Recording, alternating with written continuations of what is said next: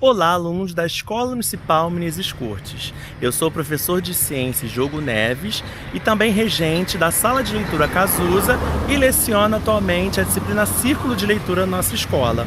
Eu estou aqui num lugar muito legal, chamado Sítio Burle Marx. O Sítio Burle Marx fica na zona oeste do Rio de Janeiro, num bairro chamado Barra de Guaratiba. Vamos conhecer? Este sítio é muito importante porque aqui viveu um homem chamado Roberto Burle Marx, que foi um homem renomado nas artes, tanto na pintura quanto na arquitetura, na escultura e também no paisagismo. Portanto, este sítio que você vai conhecer a partir de agora tem muitas importâncias histórica, artística, cultural e botânica. Aqui no prédio de administração do Sítio Burle Marx, nós encontramos uma linha do tempo contando a história dele. Roberto Burle Marx nasceu no dia 4 de agosto de 1909 em São Paulo. Mas aos 4 anos ele passa a viver no Rio de Janeiro. Ao longo de sua vida, ele realizou expedições no Brasil para coletar plantas, desenvolveu e manteve projetos de paisagismo de jardins, teve suas obras expostas em museus nacionais e internacionais, recebeu muitos prêmios e homenagens e doou seu sítio ao governo federal em 1985. Em 1994, ele falece no sítio Santo Antônio da Bica, no dia 4 de junho. Aqui nesse mapa sensorial, vou mostrar para vocês o circuito que nós vamos visitar. Então nós entramos por aqui, onde tem a guarita. Aqui é o prédio da administração onde nós estamos, que é onde começa a visitação. Depois a gente sobe, passa perto da Casa de Pedra e do sombral Margaret Mead, que foi uma desenhista botânica muito importante também. E aí passamos aqui pelos 5, 6 e 7, que é onde está a Capela Santo Antônio da Bica, a Lógia e a Casa do Roberto, que nós vamos entrar. Depois a Cozinha de Pedra, terminando, subindo aqui no ateliê estúdio do Roberto Burle Marx, que infelizmente ele não chegou a utilizá-lo. Depois nós vamos descer e terminar aqui na região dos lagos e da guarita. A visitação começa com a gente subindo uma pequena rua, que na verdade é uma alameda de paus-ferros. Aqui a gente encontra vários espécimens dessa árvore. Essas aqui, que são árvores bem grandes, que pertencem à mesma família do pau-brasil, que é a família Fabácea. Logo aqui no início da subida, da Alameda dos Pau-Ferros, nós encontramos um sombral Margaret Mead, que ele foi criado em homenagem a uma ilustradora de Londres, que veio para o Brasil em 1952 e se formou aqui no Instituto de Botânica de São Paulo. Várias de suas ilustrações da botânica brasileira foram feitas aqui no sítio. Aqui está o sombral, e aqui o seu interior, onde nós encontramos várias espécies, principalmente de antúrios.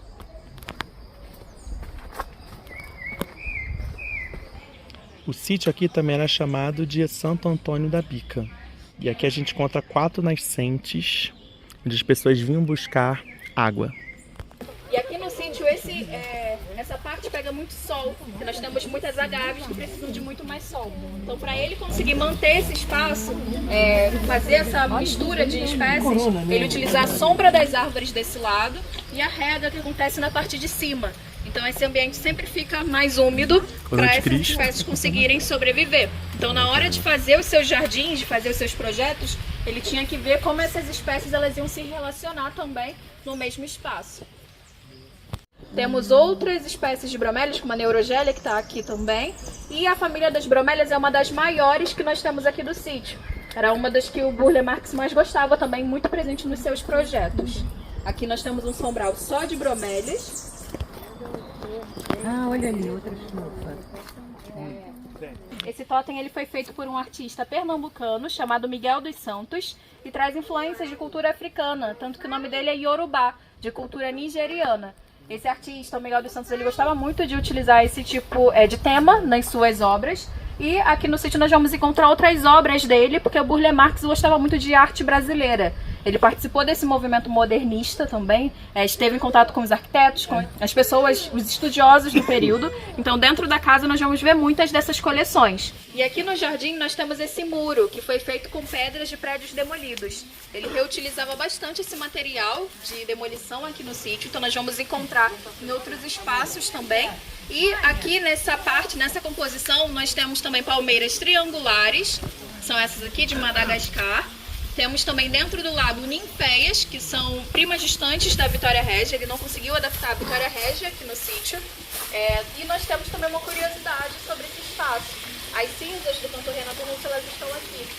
Elas foram do cantor Renato Russo, do Legião Urbana. Ele viajou para diversos lugares em busca de espécies para utilizar nos seus projetos, e algumas ainda não tinham sido identificadas por botânicos. Então ele foi homenageado com o nome dele indo para essas espécies, para Orthophyton burle-marx, para Dickia burle-marx também, que é essa aqui de cima. E tem mais de 20 espécies com o nome dele. Isso. Essas foram encontradas na Chapada Diamantina. Agora nós vamos conhecer a capela de Santo Antônio da Bica.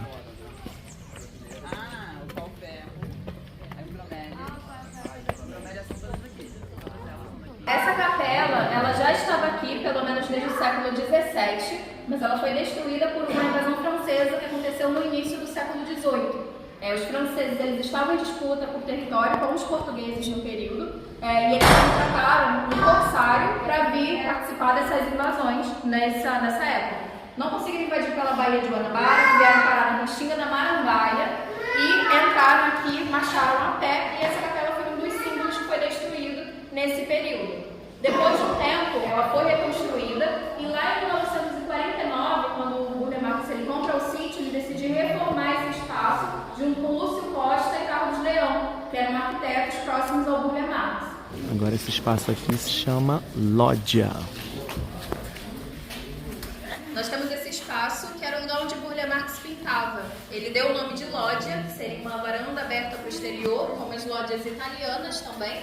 E ele utilizava essa mesa para pintar seus quadros, suas toalhas também, por isso nós temos marca de tinta ainda aqui nesse espaço. E aqui nesse espaço também, os azulejos foram feitos pelo Burle-Marx, nós temos ali em cima o nome dele e de uma aluna chamada Juliana também, que participou na execução desses azulejos.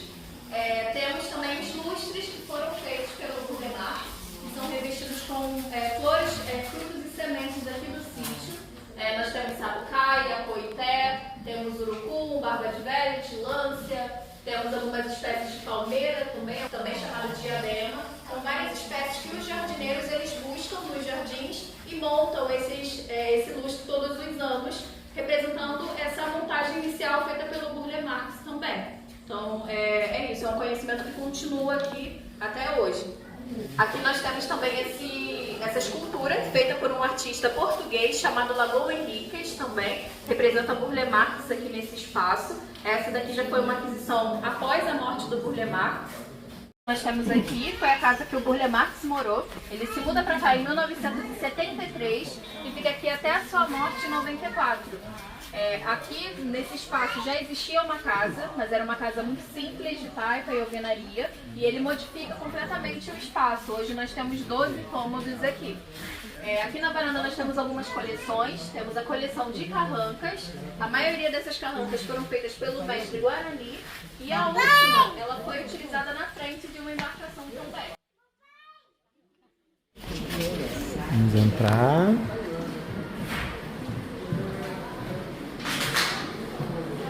Casa de Roberto Burle-Marx. O tamanho da mesa.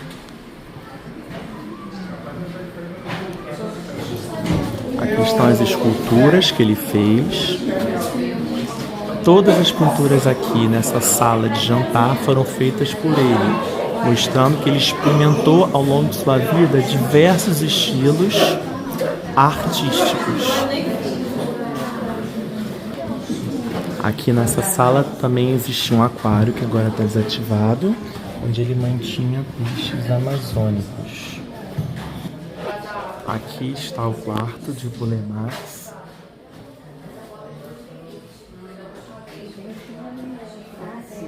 Aliás, esse tênis aí é bem...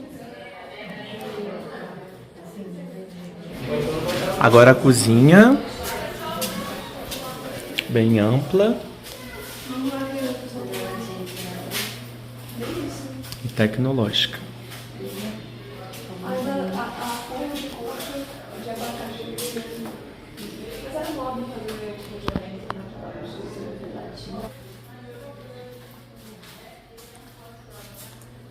Esse cômodo é um cômodo que foi construído um pouco depois pelo Burle Marx, porque ele ganha essa porta de uma igreja no Nordeste e ele queria muito utilizar essa porta aqui no sítio, mas ela não cabia na altura da casa, porque a casa ela terminava ali, onde nós temos os bancos. Então a solução dele foi rebaixar esse espaço e construir esse cômodo para caber a porta. Aqui ele constrói sua sala das cerâmicas, uma sala de exposição com cerâmicas do Vale do Jequitinhonha. Nós temos também o teto, que foi pintado pelo Burle Marx. Temos também pinturas que foram feitas por ele. E o lustre foi feito por Maurino de Araújo, que é um artista mineiro. Nós temos alguns fósseis. Nós temos fóssil de peixe dos dois lados, que fazem parte dessa coleção do Burle Marx. Temos também esses outros dois que são mais a impressão da água na rocha, não são fósseis. E aqui embaixo nós temos um tronco petrificado. Esse tronco petrificado é fóssil também. Nós vamos entrar para conhecer outros cômodos da casa. Essa cena de um documentário que foi gravado aqui no sítio, chamado Eu, Roberto Burle Marx, na época que ele morava aqui.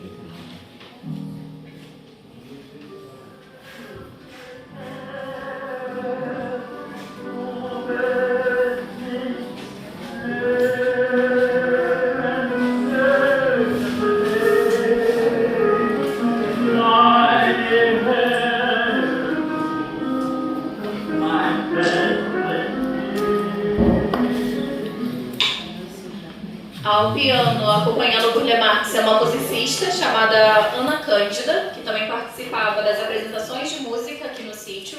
O Burle Marx ele gostava muito de cantar, ele cantava ópera alemã, aqui com seus amigos, com seus familiares também. E essa influência vem dos pais do Burle Marx. Aqui nós temos um retrato dos pais dele. O pai dele era alemão-judeu, era o Wilhelm Marx, e a mãe dele era pernambucana de família francesa, que era Cecília Burle. Então tem essa mistura de culturas também, que a gente consegue perceber nas suas coleções e nas influências do Burle Marx. Esse piano pertenceu à mãe dele.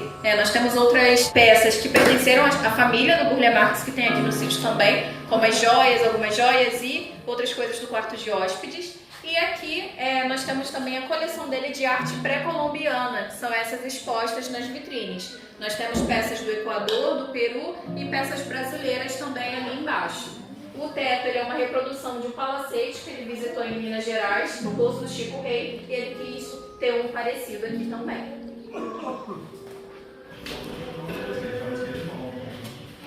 Aqui é a sala de estar da casa de Roberto Burle Marx.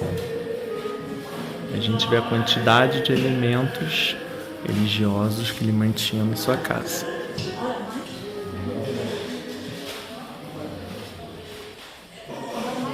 Vamos agora conhecer a cozinha de pedras, que é o local onde ele fazia as festas. Então era o salão de festas de Roberto Burle Marx. Churrasco. Nós temos inclusive um frigorífico aqui, onde ele guardava a carne para essas festas também.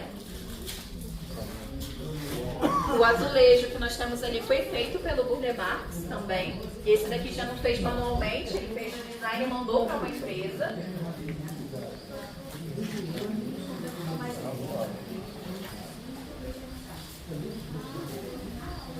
Imagine só como é que deviam ser as festas promovidas por Burle Marx aqui nesse espaço, ambientado em meio à natureza.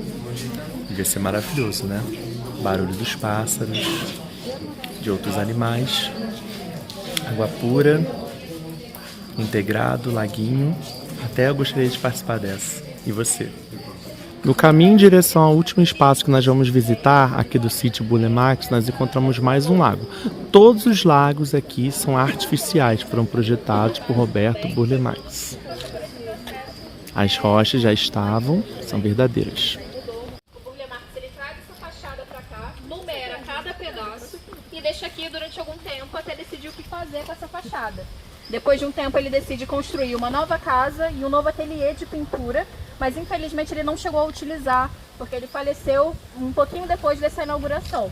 Essa obra ela foi junto com a Cássio Gil Borsoi e Janete Costa, arquitetos próximos ao Burle Marx também, e lá dentro nós vamos ver a intenção dele para esse espaço, que seria metade casa, metade ateliê de pintura.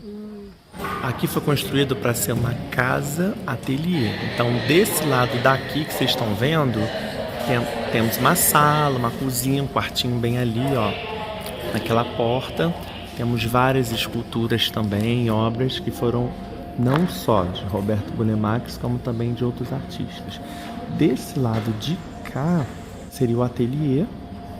Aqui, uma foto dele em tamanho real. E uma coisa que é muito interessante destaque é essa fotografia aqui, que mostra Burle Marx regando, na verdade, um pau-brasil. Temos o pau-brasil aqui no sítio, que foi inclusive plantado por ele, mas como o pau-brasil tem um crescimento muito lento, ele ainda é considerado jovem, mesmo 30 anos após isso ter acontecido. Aqui está a cozinha da casa dele, que foi construída aqui. Depois desse naufrágio, o artista pegou um desses troncos inteiros, os moradores pegaram um desses troncos inteiros e levaram para o artista da região, para o mestre Cezin, que quis reproduzir o sofrimento desses náufragos.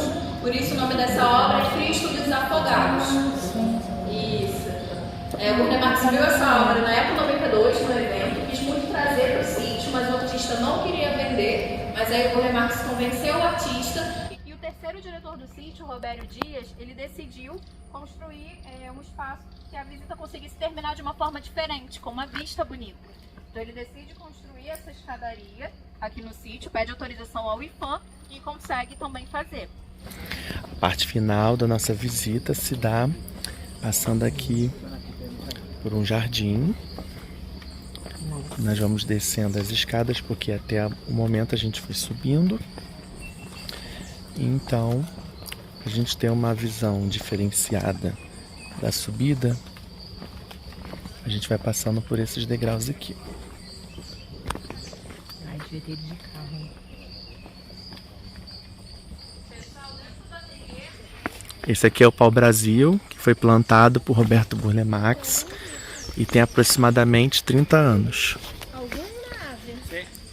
Mais um lago artificial aqui do sítio. Já já nós estaremos lá. Vamos que vamos! Para vocês verem como é que ambiente é tudo. Vocês acham que uma pessoa que mora num lugar desse, de paz, tranquilidade, natureza de todos os lados, canto dos passarinhos, não vai ter criatividade? Não vai ter ideias geniais? É por isso que ele criou tanta coisa, ele teve tantos projetos, tantas ideias, tantas obras, porque além do estímulo que ele já teve desde criança, isso potencializou lá na mente dele, mente criativa dele, o gênio que ele se transformou no século XX. Essas palmeiras aqui atrás, essas palmeiras elas têm espinhos bem grandes. Vamos lá? Eucalipto, arco-íris. Teania, uma das últimas espécies plantadas pelo Burle Marx aqui no sítio.